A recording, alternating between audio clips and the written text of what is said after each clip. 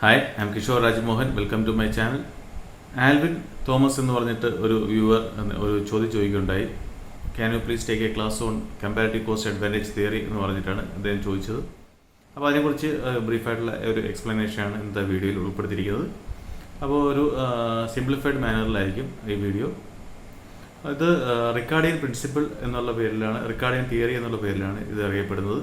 ഈ comparative cost advantage theory എന്ന് പറഞ്ഞാൽ അത് ഡേവിഡ് റിക്കാർഡോ എന്ന് പറഞ്ഞ് ഒരു British classical economist, political economist ആയിട്ടുള്ള അവിടുത്തെ ബ്രിട്ടീഷ് പാർലമെൻറ്റിൽ ഒക്കെ അംഗമായിരുന്ന പിന്നെ ഒരു പ്രഗത്ഭനായിട്ടുള്ള എക്കണോമിസ്റ്റിൻ്റെ ഒരു തിയറിയാണ്. അത് നമ്മുടെ ഇൻ്റർനാഷണൽ ട്രേഡിന് ഒരു അടിസ്ഥാന ശില എന്ന് കണക്കാക്കാൻ പറ്റുന്ന ഒരു ഫണ്ടമെൻ്റൽ പ്രിൻസിപ്പിളാണ് ഈ കമ്പാരിറ്റീവ് കോസ്റ്റ് അഡ്വാൻറ്റേജ് തിയറി എന്ന് പറഞ്ഞാൽ.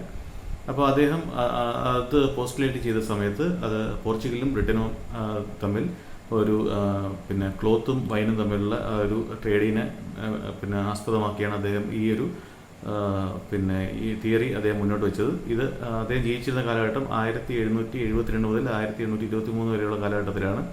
അപ്പോൾ ആ സമയത്തുള്ള പിന്നെ സാമൂഹിക അവസ്ഥകൾ വെച്ചിട്ടാണ് അദ്ദേഹം ഈ ഒരു ട്രേഡ് അദ്ദേഹം ഈ ഒരു തിയറി മുന്നോട്ട് വെച്ചത്. ഈ ട്രേഡിങ്ങിനെ പിന്നെ ബന്ധപ്പെടുത്തിക്കൊണ്ടുള്ള ഇൻ്റർനാഷണൽ ട്രേഡ് ആൻഡ് കോമേഴ്സിനെ ബന്ധപ്പെടുത്തിക്കൊണ്ടുള്ള ഈ ഒരു തിയറി. പക്ഷേ ഇന്നും അത് വളരെയധികം വാലിഡാണ്. രാജ്യങ്ങൾ തമ്മിൽ മാത്രമല്ല, കമ്പനികളുടെ കാര്യങ്ങളിലാണെങ്കിലും ഈവൻ വ്യക്തി ജീവിതത്തിൽ പോലും ഈ കമ്പാരിറ്റീവ് കോസ്റ്റ് അഡ്വാൻറ്റേജ് തിയറി നമ്മൾ അറിഞ്ഞോ അറിയാതെ നമ്മൾ ഉപയോഗിക്കുന്നുണ്ട്. അപ്പോൾ അതിനെക്കുറിച്ചാണ് നമ്മൾ ഇന്നത്തെ വീഡിയോയിൽ ഡിസ്കസ് ചെയ്യുന്നത്. അപ്പോൾ കമ്പാരിറ്റീവ് കോസ്റ്റ് അഡ്വാൻറ്റേജ് തിയറിയെക്കുറിച്ച് പറയുകയാണെങ്കിൽ, തിയററ്റിക്കലി പറയുകയാണെങ്കിൽ, comparative cost advantage theory is an economist's ability to produce a particular good or a service at a lower opportunity cost than its trading partner എന്നുള്ളതാണ്. അപ്പോൾ അത് എന്താണ് എന്നുള്ളത് നമുക്ക് മനസ്സിലാവുന്ന രീതിയിൽ പിന്നെ നമ്മൾ ലളിതമായിട്ട് പറയുകയാണെങ്കിൽ, അപ്പോൾ അതിൽ അദ്ദേഹം പിന്നെ ഞാൻ നേരത്തെ പറഞ്ഞ പോലെ ബ്രിട്ടനെയും പോർച്ചുഗലിലാണ് കൺസിഡർ ചെയ്തത്. നമുക്ക് ഇന്നത്തെ സാമൂഹിക പശ്ചാത്തലം വെച്ച് നമുക്ക് ഇന്ത്യയും ബംഗ്ലാദേശുമാണ് ഞാൻ ഇന്നത്തെ പിന്നെ ഈ വീഡിയോയിൽ അതിന് ഉദാഹരണമായിട്ട് എടുത്തിരിക്കുന്നത്. അപ്പോൾ രണ്ട് കമ്മോഡിറ്റീസാണ്. അപ്പോൾ നമ്മൾ സപ്പോസ് വീറ്റും ജൂട്ടുമാണ് നമ്മൾ കൺസിഡർ ചെയ്തത് എന്നിരിക്കട്ടെ. അപ്പോൾ നമുക്കറിയാം പിന്നെ ബംഗ്ലാദേശാണ് ജൂട്ട് ലോകത്തെ ഏറ്റവും കൂടുതൽ ഉൽപ്പാദിപ്പിക്കുന്ന രാജ്യവും ഏറ്റവും എക്കണോമിക്കലായിട്ട് ഉൽപ്പാദിപ്പിക്കുന്ന രാജ്യവും. അതുകൂടാതെ പിന്നെ ഇന്ത്യ ആണ്. പിന്നെ ഇന്ത്യയിലെ വീറ്റ് പ്രൊഡക്ഷൻ എന്ന് പറഞ്ഞാൽ നമ്മൾ വളരെയധികം പിന്നെ എക്കണോമിക്സ് ഓഫ് സ്കെയിലും ഒക്കെ നമുക്ക് അഡ്വാൻറ്റേജ് ആയിട്ടുള്ള ഒരു കാര്യമാണ്. നമ്മൾ വളരെയധികം പിന്നെ ഏറ്റവും അധികം വീറ്റ് പ്രൊഡ്യൂസ് ചെയ്യുന്ന രാജ്യങ്ങളിലൊന്നാണ്. അപ്പോൾ ഇന്ത്യയിൽ 1 കിലോ വീറ്റ് പ്രൊഡ്യൂസ് ചെയ്യാനാണെങ്കിൽ നമുക്ക് 50 രൂപ ആണെന്നിരിക്കട്ടെ. അതുപോലെ ഇപ്പോൾ ജൂട്ട് പ്രൊഡ്യൂസ് ചെയ്യാനാണെങ്കിൽ 100 രൂപയാണെന്നിരിക്കട്ടെ. അതേസമയം പിന്നെ ബംഗ്ലാദേശിലാണെങ്കിൽ അവർ 60 രൂപയ്ക്ക് അവർക്ക് വീറ്റ് പ്രൊഡ്യൂസ് ചെയ്യാൻ സാധിക്കും. അതുകൂടാതെ 70 രൂപയ്ക്ക് അവർക്ക് ജൂട്ട് പ്രൊഡ്യൂസ് ചെയ്യാൻ സാധിക്കും എന്നിരിക്കട്ടെ. അങ്ങനെയാണെങ്കിൽ ഈ കമ്പാരിറ്റീവ് കോസ്റ്റ് അഡ്വാൻറ്റേജ് തിയറി വെച്ചിട്ട് നമുക്ക് രണ്ട് രാജ്യങ്ങൾക്കും ഈ ഒരു അവരുടെ പിന്നെ ഈ അഡ്വാൻറ്റേജസ് അല്ലെങ്കിൽ ഡിസഡ്വാൻറ്റേജ് പൊസിഷൻ വെച്ചിട്ട് രണ്ട് രാജ്യങ്ങൾക്കും അത് ബെനിഫിഷ്യലാണ്. ഇപ്പം പിന്നെ ബംഗ്ലാദേശിനാണെങ്കിൽ അത് കമ്പാരിറ്റീവ്ലി ഫുള്ളി അഡ്വാൻറ്റേജ് പൊസിഷനാണ് ജൂട്ടിന് പ്രൊഡക്ഷനിലാണെങ്കിൽ. ഇന്ത്യക്കാണെങ്കിൽ റിലേറ്റീവ്ലി അഡ്വാൻറ്റേജ് പൊസിഷനാണ് നമ്മൾ വീറ്റിൻ്റെ കാര്യത്തിൽ. അപ്പോൾ രണ്ട് രാജ്യങ്ങൾക്ക് എങ്ങനെയാണ് ഗുണം എന്ന് വെച്ചാൽ, ഇന്ത്യ 50 രൂപയ്ക്കാണ് നമ്മൾ വീറ്റ് പ്രൊഡ്യൂസ് ചെയ്യുന്നത്. ബംഗ്ലാദേശിനാണെങ്കിൽ അത് 60 രൂപയ്ക്കാണ്. അപ്പോൾ നമ്മൾ 50 രൂപയ്ക്ക് നമ്മൾ പ്രൊഡ്യൂസ് ചെയ്യുന്ന വീറ്റ് നമ്മൾ 60 രൂപയ്ക്ക് ബംഗ്ലാദേശിന് കൊടുക്കുകയാണെങ്കിൽ, അതുപോലെ നമ്മൾ ബംഗ്ലാദേശിൻ്റെ കയ്യിൽ നിന്നും 80 രൂപയ്ക്ക് നമ്മൾ ജൂട്ട് വാങ്ങിക്കുകയാണ്. അപ്പോൾ അങ്ങനെ വരുന്ന സമയത്ത് നമുക്ക് 100 രൂപയ്ക്ക് നമ്മൾ ജൂട്ട് പ്രൊഡ്യൂസ് ചെയ്യേണ്ടതിന് പകരം നമുക്ക് 80 രൂപയ്ക്ക് ഈ ജൂട്ട് കിട്ടുകയാണ്. ബംഗ്ലാദേശിലാണെങ്കിൽ 70 രൂപ പ്രൊഡക്ഷൻ കോസ്റ്റിന് പകരം അവർക്ക് 80 രൂപ വഴി അവർക്ക് മറ്റു രാജ്യത്തിലേക്ക് എക്സ്പോർട്ട് ചെയ്യാൻ സാധിക്കും. അതുകൂടാതെ പ്രഷ്യസ് ആയിട്ടുള്ള അവർക്ക് ഫോറിൻ റിസർവ് സമ്പാദിക്കാൻ സാധിക്കുന്നു. അപ്പോൾ ഇന്ത്യക്ക് നമ്മൾ ഈ ജൂട്ട് അൺഎക്കണോമിക്കലായിട്ട് ജൂട്ട് പ്രൊഡ്യൂസ് ചെയ്യുന്ന പകരം ആ സ്ഥലം കൂടെ നമുക്ക് വീറ്റ് പ്രൊഡ്യൂസ് ചെയ്യാൻ സാധിക്കുന്നത്. വീറ്റിൻ്റെ പ്രൊഡക്ഷൻ കോസ്റ്റ് കുറയുകയും അതുകൂടാതെ ബംഗ്ലാദേശ് പോലുള്ള മറ്റു പല രാജ്യങ്ങളിൽ നമുക്ക് എക്സ്പോർട്ട് ചെയ്യാൻ സാധിക്കും. നമുക്ക് വിദേശ നാണയം നേടാൻ സാധിക്കും. അപ്പം ബംഗ്ലാദേശിനും അത് ഗുണകരമാണ്. ബംഗ്ലാദേശിന് വീറ്റ് അവർക്ക് വേണമെങ്കിൽ അവർക്ക് ഏതാണ്ട് ഈ നിലവാരത്തിൽ തന്നെ ഉൽപ്പാദിപ്പിക്കാൻ സാധിക്കുമെങ്കിൽ പോലും ഒരു ഇൻ്റർനാഷണൽ ട്രേഡിൽ നമ്മൾ ബാലൻസ് ഓഫ് പേയ്മെൻ്റ് ഒക്കെ മാനേജ് ചെയ്യാൻ വേണ്ടിയിട്ട് രണ്ട് രാജ്യങ്ങൾ തമ്മിൽ നമ്മൾ എക്സ്പോർട്ട് ഇമ്പോർട്ട് തമ്മിൽ ഒരു ബാലൻസ് നമ്മൾ നിലനിർത്തേണ്ട ഒരു ആവശ്യമുണ്ട്. അതായത് ചൈനയുടെ ഈ ഒരു പിന്നെ ലോബ് സൈഡഡ് ആയിട്ടുള്ള ഈ പിന്നെ അവരുടെ ബാലൻസ് ഓഫ് പേയ്മെൻറ്റ് ഇഷ്യൂ കാരണമാണ് നേരത്തെ ഉണ്ടായിരുന്ന ഡൊണാൾഡ് ട്രംപിൻ്റെ ഗവൺമെൻറ് ചൈനയുമായിട്ടൊരു ട്രേഡ് വാർ വരാൻ ട്രേഡ് വാർ തന്നെ ഉണ്ടാവേണ്ട ഒരു സാഹചര്യം ഉണ്ടായത്. അപ്പോൾ ഒരു രാജ്യം മറ്റു രാജ്യങ്ങളിലേക്ക് കയറ്റുമതി മാത്രം ചെയ്യുകയും ഇറക്കുമതി ചെയ്യാതിരിക്കുകയും ചെയ്യുകയാണെങ്കിൽ അത് പിന്നീട് മറ്റു വിമർശനങ്ങൾക്കും അതുകൂടാതെ ഈ ട്രേഡ് ബാനിനും ഒക്കെ കാരണമാകുന്നതുകൊണ്ട് തന്നെ ബംഗ്ലാദേശ് പോലുള്ള രാജ്യം അല്ലെങ്കിൽ ഏത് രാജ്യമാണെങ്കിലും അവർ കമ്പാരിറ്റീവ്ലി ലെസർ അഡ്വാൻറ്റേജസ് ആയിട്ടുള്ള കാര്യത്തിന് അവർ ഇറക്കുമതി ചെയ്യുന്നു. അവർ ഫുൾ അഡ്വാൻറ്റേജസ് ആയിട്ടുള്ള കാര്യമാണെങ്കിൽ അവർ കയറ്റുമതി ചെയ്യുന്നു. അപ്പോൾ ഇതാണ് നമ്മുടെ കമ്പാരിറ്റീവ് കോസ്റ്റ് അഡ്വാൻറ്റേജ് തിയറി എന്നുള്ളത് ലളിതമായിട്ട് പറയുകയാണെങ്കിൽ. ഇത് നമ്മൾ ദൈനംദിന ജീവിതത്തിൽ ഇതെങ്ങനെ നമ്മൾ അറിഞ്ഞോ അറിയാതെ ഉപയോഗിക്കുന്നതെന്ന് വെച്ചാൽ, സപ്പോസ് ഇപ്പോൾ ഒരു കമ്പനിയുടെ ഒരു CEO ഒരു മീറ്റിങ്ങിന് പോവുകയാണ്. മുംബൈയിൽ നിന്നും അദ്ദേഹം ഒരു 6 hours ഒരു ട്രാവലിംഗ് ടൈമുള്ള സ്ഥലത്തേക്ക് പോവുകയാണ്. അദ്ദേഹത്തിന് ഒരു ഡ്രൈവിംഗ് പാഷനേറ്റ് ആയിട്ടുള്ള ഒരു പാഷനേറ്റ് ആയിട്ടുള്ള വ്യക്തി എന്നുള്ള നിലയ്ക്ക് അദ്ദേഹത്തിന് വേണമെങ്കിൽ വണ്ടി സ്വയം ഡ്രൈവ് ചെയ്ത് പോകാം. പക്ഷേ അങ്ങനെയാണെങ്കിൽ അതിന് വരുന്ന കോളുകൾ എടുക്കുന്നത് ഒരു ബുദ്ധിമുട്ടായിരിക്കും. കാരണം അത് വണ്ടി ഡ്രൈവ് ചെയ്യുന്ന സമയത്ത് കോളുകൾ അറ്റൻഡ് ചെയ്യുന്നത് നിയമവിരുദ്ധമാണ്. അതുകൂടാതെ അതിന് പൂർണ്ണമായിട്ട് മറ്റുള്ള കാര്യങ്ങളിലേക്ക് ശ്രദ്ധ പതിപ്പിക്കാൻ സാധിക്കുന്നതല്ല.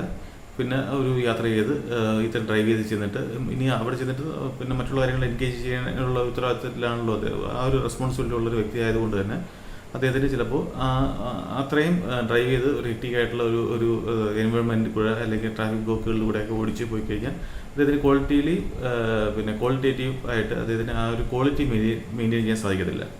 സപ്പോസ് അദ്ദേഹം ഇതിൽ കമ്പാരിറ്റീവ്ലി ഡിസഡ്വാൻറ്റേജ് ആയിട്ടുള്ള അല്ലെങ്കിൽ അദ്ദേഹത്തിന് ഒരു ഡ്രൈവർ വെച്ച് ഓടിക്കുകയാണെങ്കിൽ അല്ലെങ്കിൽ ഒരു കാർ ഹയർ ചെയ്യുകയാണെങ്കിൽ അദ്ദേഹത്തിന് വരുന്ന കോസ്റ്റ് വെച്ച് അദ്ദേഹത്തിന് ഡ്രൈവ് ചെയ്യാതിരുന്നാൽ ഈ വരുന്ന കോളുകൾ അറ്റൻഡ് ചെയ്യാൻ സാധിക്കുക. അതുപോലെ അതുകൂടാതെ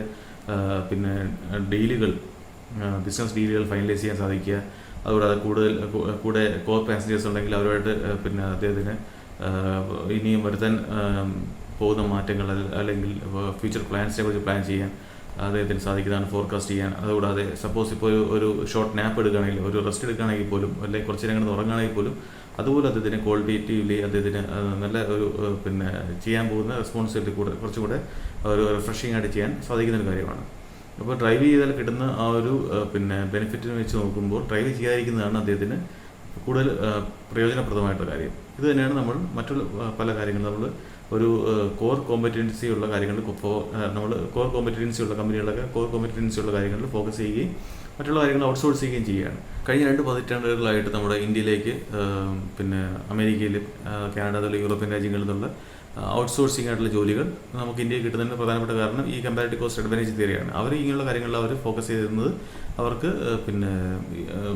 ലേബർ കോസ്റ്റ് കമ്പാരിറ്റീവ്ലി ചീപ്പറായിട്ടുള്ള ഇന്ത്യ അതുപോലെ മറ്റ് സൗത്ത് ഏഷ്യൻ രാജ്യങ്ങളിലേക്ക് അവർ ട്രാൻസ്ഫർ ചെയ്യുന്നതോട് കൂടിയിട്ട് അവർക്ക് അവരുടെ പ്രധാനപ്പെട്ട മേഖലകളിൽ അവർക്ക് ശ്രദ്ധ പതിപ്പിക്കാൻ സാധിക്കുന്നതാണ്. ഇപ്പോൾ നമ്മുടെ കമ്പനികളിൽ തന്നെയാണെങ്കിൽ പോലും ഇപ്പോൾ ഹൗസ് കീപ്പിംഗ് അതുപോലുള്ള HR സാലറി മാനേജ്മെൻറ്റ് ഇതൊക്കെ നമ്മൾ ഔട്ട്സോഴ്സ് ചെയ്യുകയാണ്. സപ്പോസ് നമ്മളിപ്പോൾ ഒരു ഹൗസ് കീപ്പിംഗ് സ്റ്റാഫിനെ വെച്ചാൽ നമ്മൾ സ്വന്തമായിട്ട് സ്റ്റാഫിനെ ഒരു കമ്പനി വെക്കുകയാണെങ്കിൽ മാനേജ് ചെയ്യുക, കാരണം ഫുൾ ടൈമുള്ള ജോലി ഉണ്ടാവില്ല, ചില അവേഴ്സ് മാത്രമായിരിക്കും.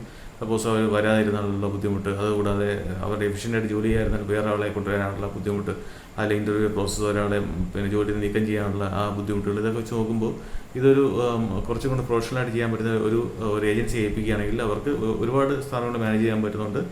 അവർക്ക് എക്കണോമിക്സ് ഓഫ് സ്കെയിൽ, അതിൻ്റെ ഓപ്പറേഷൻ ഒക്കെ അവർക്ക് കമ്പാരിറ്റീവ്ലി അവർക്ക് മെച്ചപ്പെട്ട രീതിയിൽ ചെയ്യാൻ സാധിക്കുകയും ഒരു ദിവസം ഒരാൾ ലീവ് ആണെങ്കിൽ അവർക്ക് മറ്റൊരാളെ നൽകാനുള്ള ഉത്തരവാദിത്വമുണ്ട്. അതുകൂടാതെ ഒരാൾ ചെയ്യുന്ന ജോലി നമുക്ക് സ്ഥാപനത്തിന് തൃപ്തികരമല്ലെങ്കിൽ, സാറ്റിസ്ഫാക്ടറി അല്ല എന്നുണ്ടെങ്കിൽ അത് വേറൊരാളെ റീപ്ലേസ് ചെയ്യാൻ നമുക്ക് ആവശ്യപ്പെടാൻ സാധിക്കുന്നതുമാണ്.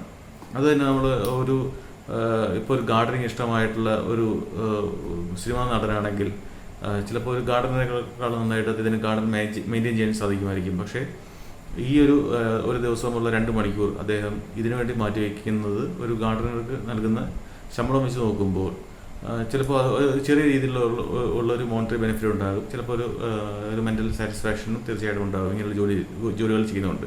പക്ഷേ ഇതേ കാര്യം തന്നെ അദ്ദേഹം ചെയ്യേണ്ട ജോലി ഒരു മികച്ചൊരു ഗാർഡനറെ വെച്ചിട്ട് എന്തൊക്കെയാണ് അദ്ദേഹത്തിന് വേണ്ടത് എന്നുള്ള കാര്യം അത് അസൈൻ ചെയ്യുകയും ഈ ഒരു 2 മണിക്കൂർ സമയം അദ്ദേഹത്തിൻ്റെ പ്രധാനപ്പെട്ട മേഖലയായിട്ടുള്ള അഭിനയത്തിലോ അല്ലെങ്കിൽ പുതിയ പ്രോജക്റ്റുകളുടെ കഥ കേൾക്കുന്നതിലോ അല്ലെങ്കിൽ ഒരു ഇൻ്റർവ്യൂ നൽകുന്നതിലോ ഇതുപോലുള്ള കാര്യങ്ങളിലേക്ക് അദ്ദേഹത്തിന് ശ്രദ്ധ പതിപ്പിക്കാൻ സാധിക്കുകയാണെങ്കിൽ വൺസിനെ വൈൽ ഇങ്ങനെ കാര്യങ്ങൾ ചെയ്യുന്നത് കൊണ്ട് കുഴപ്പമില്ല. അതേസമയം റെഗുലറായിട്ട് ചെയ്യുന്നതിന് പകരം റെഗുലറായിട്ട് ചെയ്യുന്ന ഇങ്ങനെയുള്ള കാര്യങ്ങൾ, കോർ കോമ്പറ്റൻസി ഇല്ലാത്ത കാര്യങ്ങൾ, അത് മറ്റുള്ള ആളുകൾ അത് എഫിഷ്യൻ്റായിട്ട് ചെയ്യാൻ പറ്റുന്ന ആളുകൾക്ക് അത് അസൈൻ ചെയ്യുകയും നമ്മുടെ എന്താണ് പ്രധാനപ്പെട്ട പ്രാഗൽഭ്യമുള്ള കാര്യങ്ങൾ അതിൽ നമ്മൾ ഫോക്കസ് ചെയ്യും, അതിൻ്റെ നമ്മൾ ഔട്ട്പുട്ട് മെച്ചപ്പെടുത്തുകയും ചെയ്യുക എന്നുള്ളതാണ് ഇതിൻ്റെ ഒരു ബേസിക് പ്രിൻസിപ്പിൾ എന്ന് പറഞ്ഞാൽ.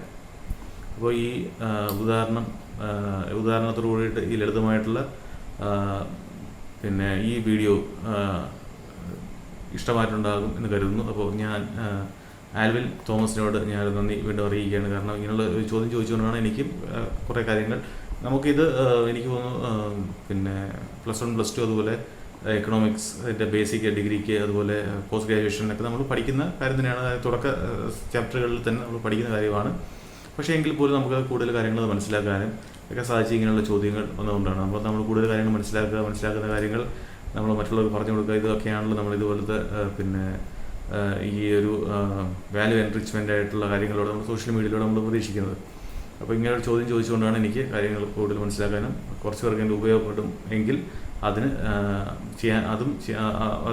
പിന്നെ കുറച്ചിറങ്ങിലും ഉപയോഗപ്പെടുമെങ്കിൽ അത് ചെയ്യാൻ സാധിച്ചത്, അങ്ങനെയുള്ള ഉപയോഗപ്രദമായിട്ടുള്ള കാര്യം ചെയ്യാൻ സാധിച്ചത് ഇങ്ങനെ ചോദ്യം ചോദിച്ചുകൊണ്ടാണ്. അപ്പോൾ ഇങ്ങനെയുള്ള കാര്യങ്ങൾ എന്തെങ്കിലും അറിയണം എന്നുണ്ടെങ്കിൽ തീർച്ചയായിട്ടും നിങ്ങൾ കമൻറ്റ് ബോക്സിൽ ചോദിക്കുക.